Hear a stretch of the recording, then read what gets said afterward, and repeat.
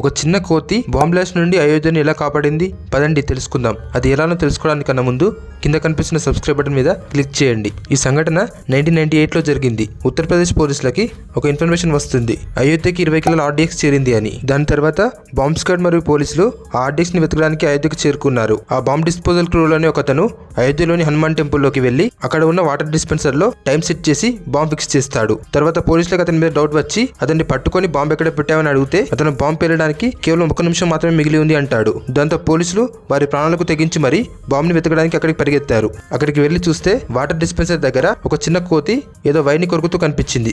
పోలీసులకు డౌట్ వచ్చి water dispenser ని మెల్లగా ఓపెన్ చేస్తారు.